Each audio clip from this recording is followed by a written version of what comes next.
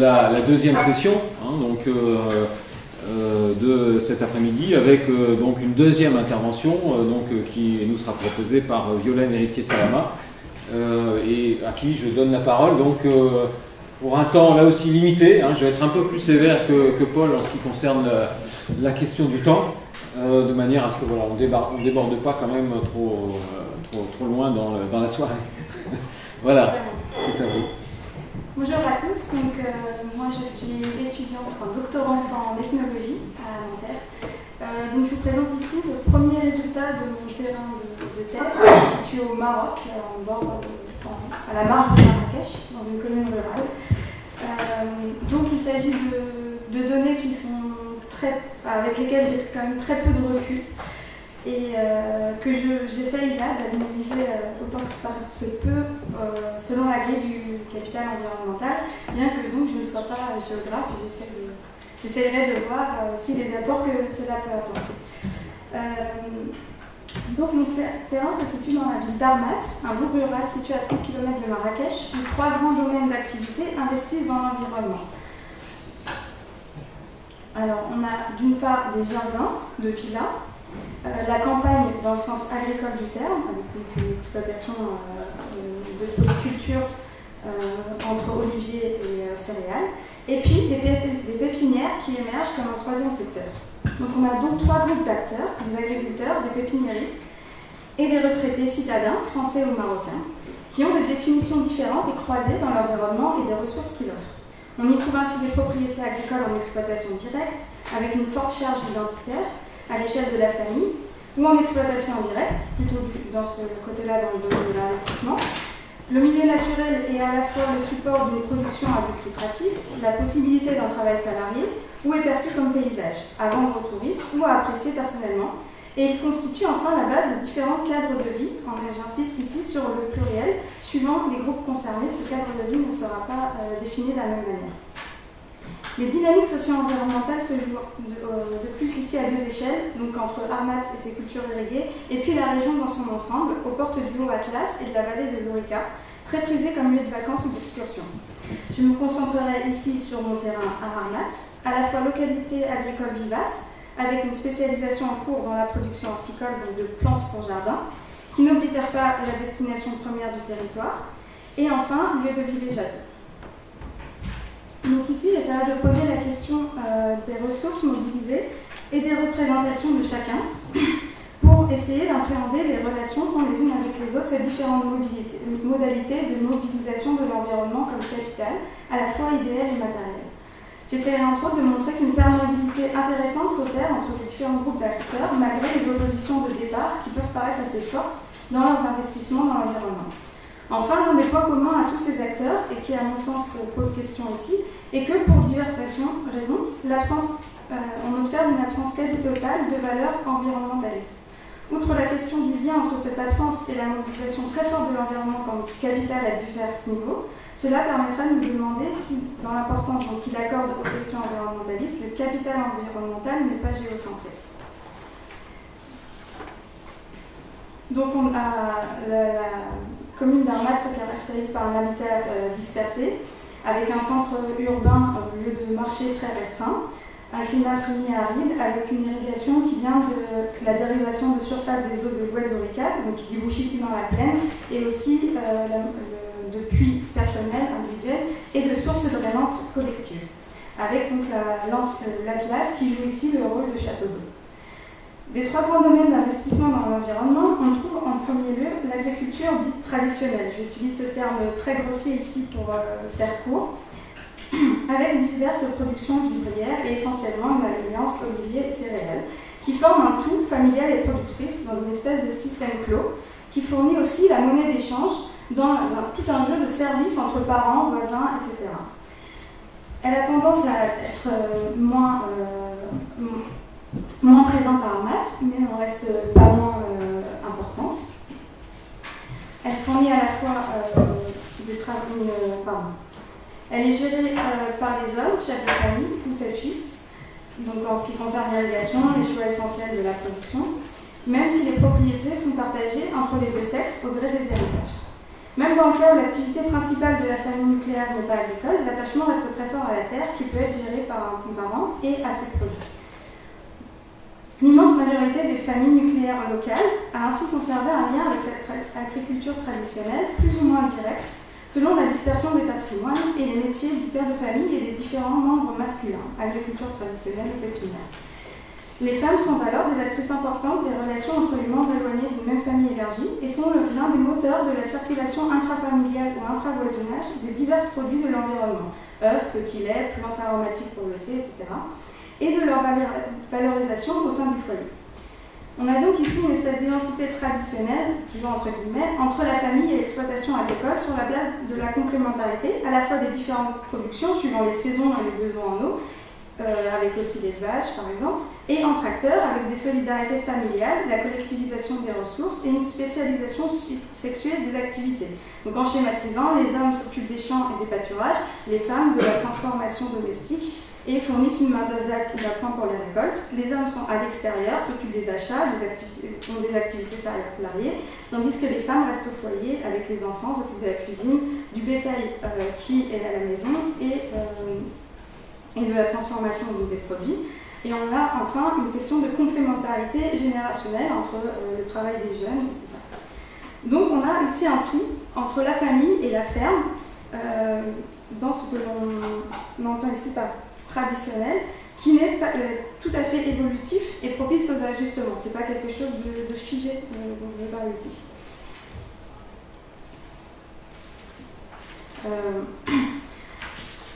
Les pépinières, d'un autre côté, peuvent se voir comme une activité proprement économique, donc une conversion d'un capital environnemental en capital économique sur le modèle de l'auto-entrepreneuriat avec une production quasi entièrement commercialisée. On a ici une recherche de gains, mais aussi une question de représentation de soi avec l'indépendance, une personnalisation de la production, une certaine fierté personnelle, comme on peut l'observer ailleurs dans le Maroc pour le fait de posséder par exemple son propre puits, et enfin un bassin d'emploi secondaire. Il s'agit d'un phénomène de masse. Après l'exemple de quelques précurseurs et leur succès, on a une espèce d'effet boule de neige qui a fait que beaucoup d'acteurs, une grande majorité maintenant, investissent dans cette nouvelle activité, au point que ça devient une spécialisation de la localité et qu'elle est renommée pour cette production de plantes de jardin,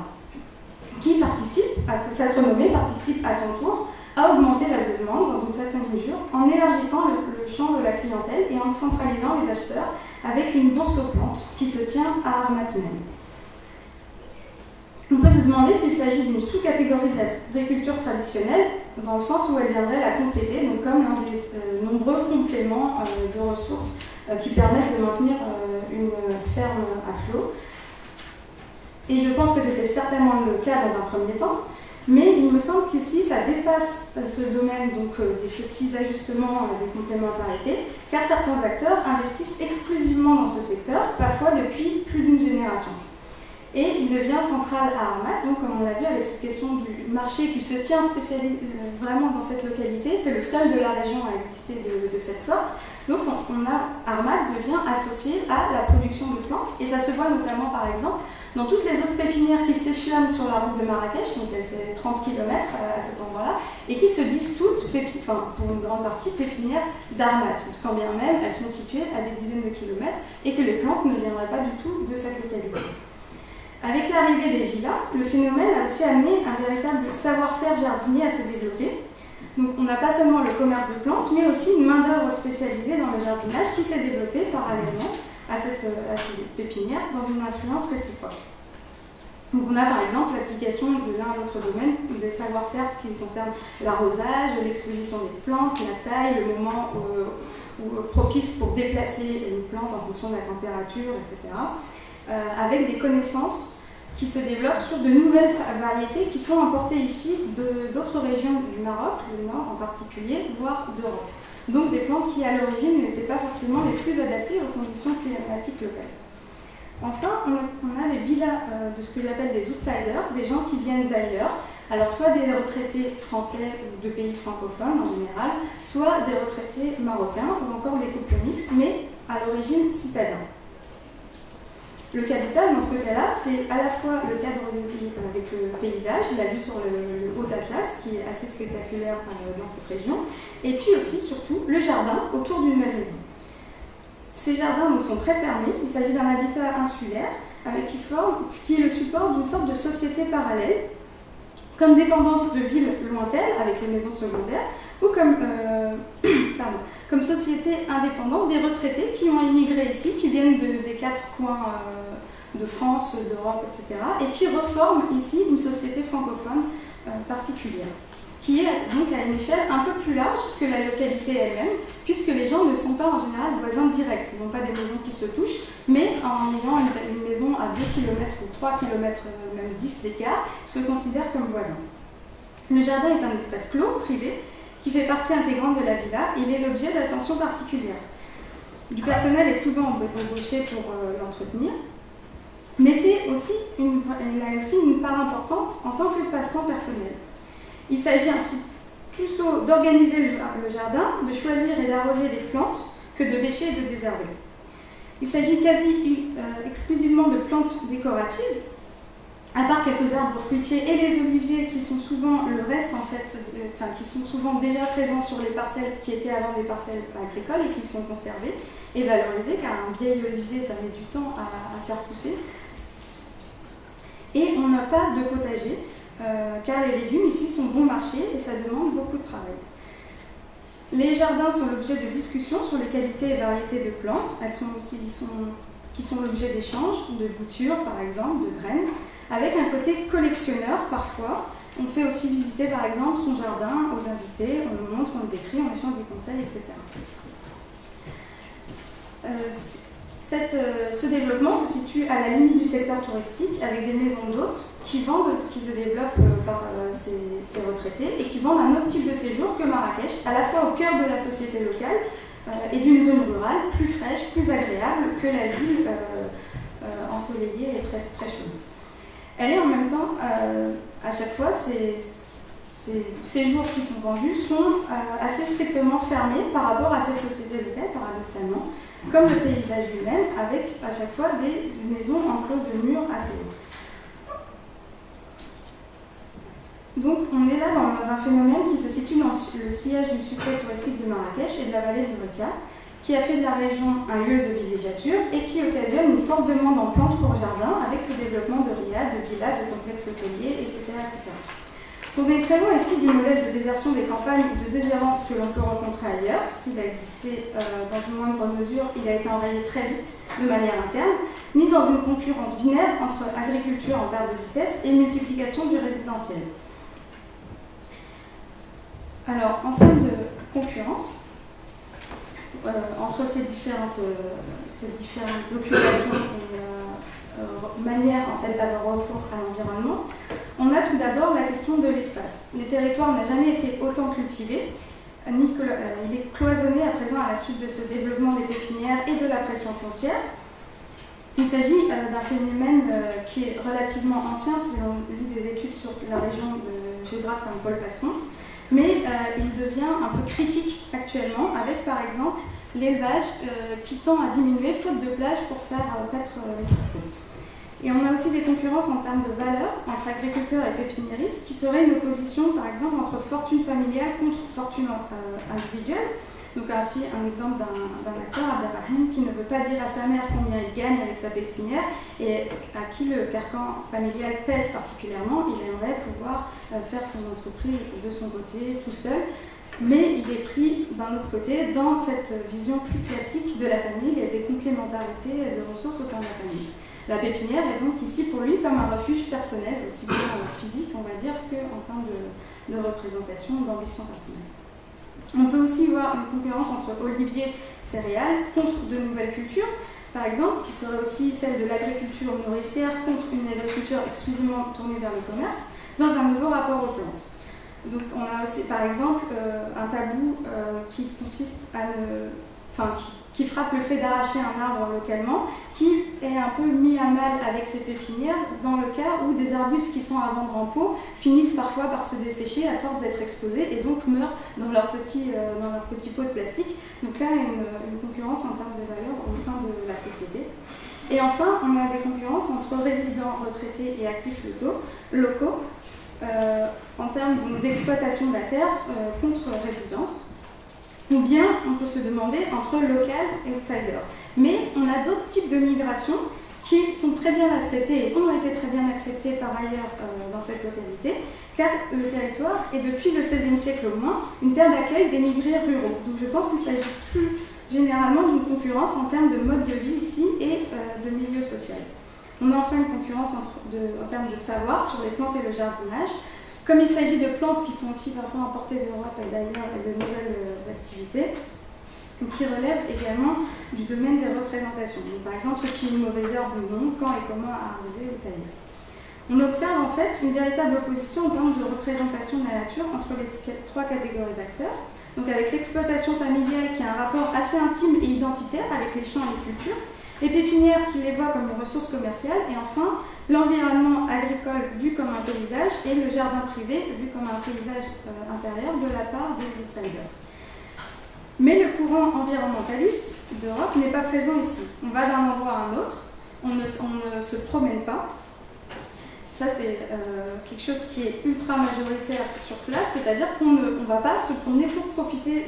du paysage. Et les outsiders, à leur tour, tendent à rester chez eux, et c'est leur jardin privé qui concentre alors la nature comme paysage, comme un véritable écrin construit du lieu de vie et de réception.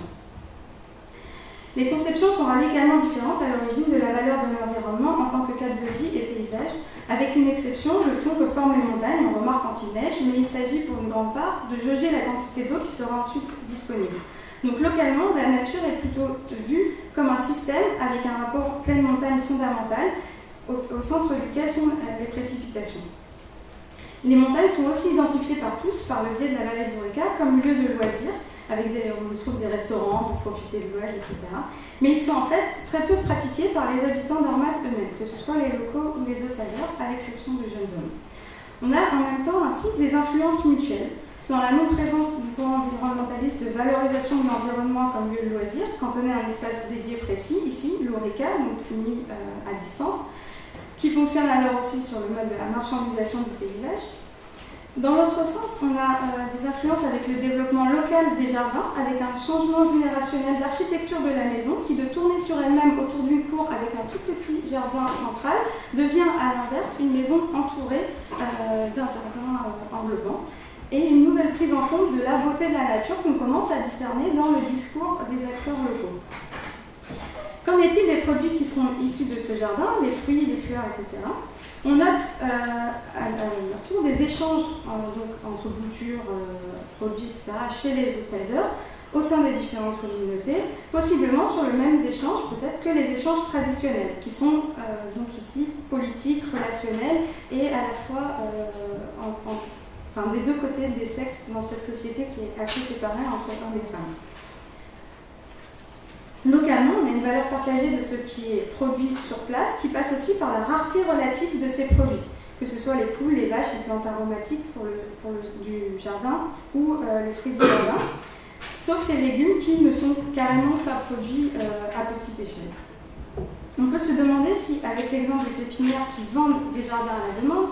on ne retrouve pas aussi une influence occidentale plus large d'une marchandisation de la nature qu'on pourrait mettre dans un cadre de globalisation, dans cette valorisation du paysage au détriment de principes écologiques locaux, faire avec ce qu'on a, avec une adaptabilité face aux risques et aux aléas, ou occidentaux, durabilité de ressources.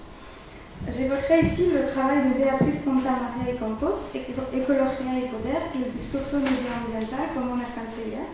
pour mettre en fait en avant la manière dont, à partir une valorisation qui à la base pouvait être faite sur des questions environnementales, on a complètement évacué le fond de la question pour ne garder que la valorisation de l'environnement comme cadre de vie. On a ici un éclatement des actions qui amène le dévoilement de l'impact global en évacuant très rapidement la question. Avec aussi un fonctionnement sur le mode de la débrouille et de la récupération, surtout chez les locaux, qui déteint chez les outsiders pour compenser les difficultés d'accès à certains produits ou pour compenser l'absence du pouvoir étatique dans la gestion des services comme accès à l'eau ou au ramassage des ordures. Donc les préoccupations sanitaires et l'individualisme ne laisseraient ainsi pas de place à des valeurs écologiques ou environnementalistes.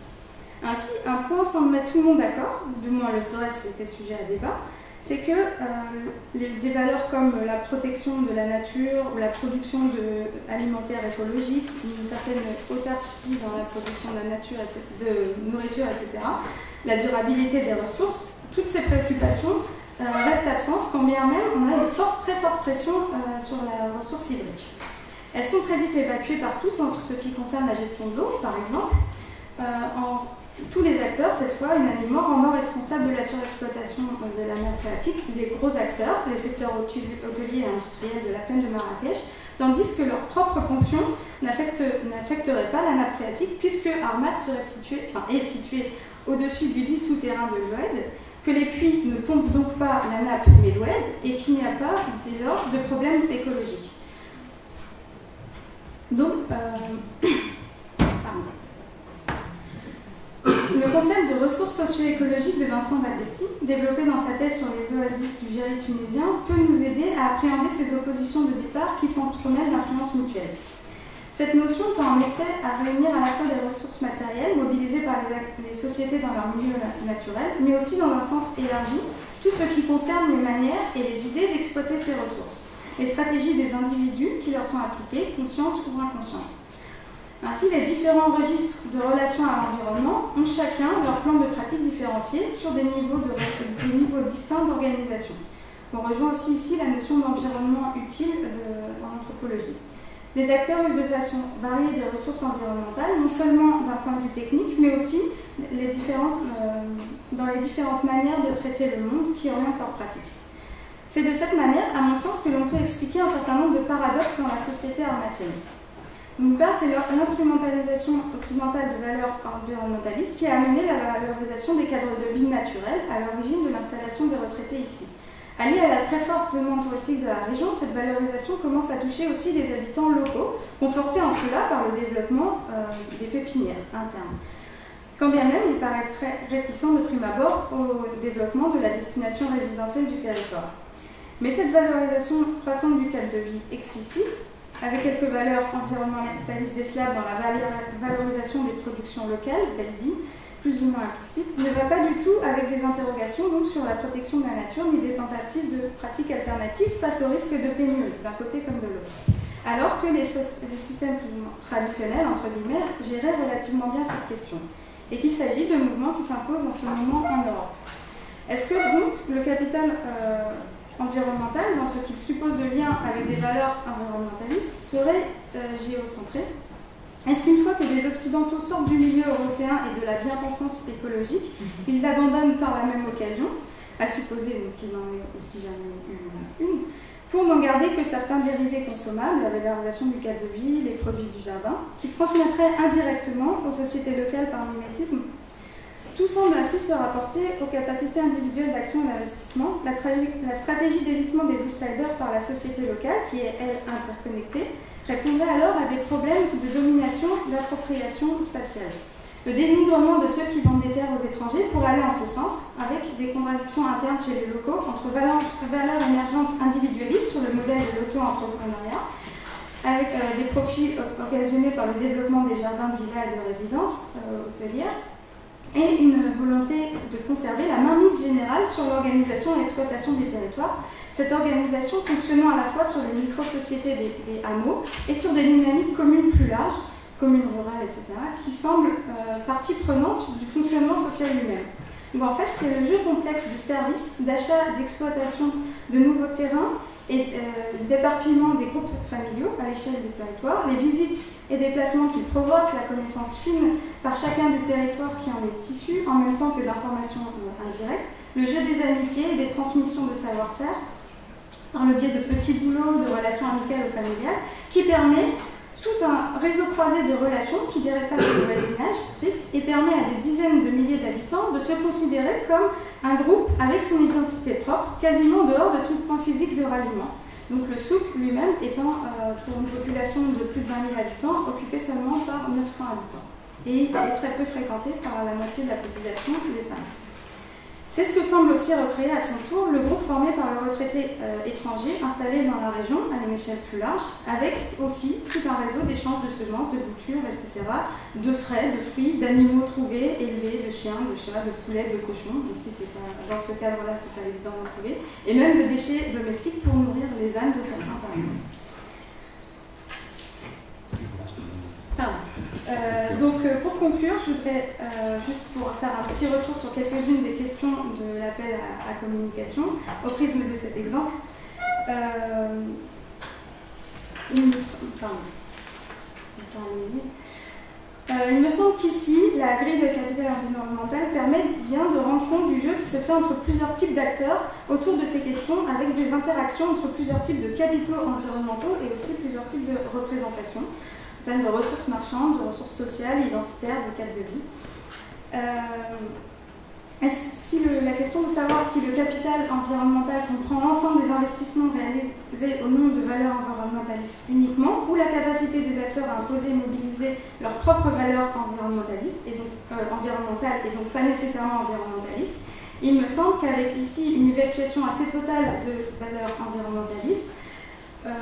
ça ne semble pas empêcher l'utilisation de la grille de lecture du capital environnemental pour le reste, et que ça irait donc dans le sens de la deuxième proposition, à moins qu'il faille retrouver ces valeurs environnementalistes à un autre niveau, ici plus implicite. À mon sens, en fait, elles ne sont pourtant pas tout à fait au cœur de l'affaire et des dynamiques qui se jouent ici. Même si on pourrait en trouver, je pense que c'est quand même pas non plus le cœur de l'affaire. Donc voilà, je laisse cette question ouverte sur cette question de savoir est-ce qu'il s'agit d'une grille créée pour le Nord avec, on a vu dans l'introduction, dans notre société, dans notre quotidien, la présence de ces injonctions environnementales qu'on n'a pas du tout ici, absolument pas, quel que soit le type d'acteur. Merci à tous.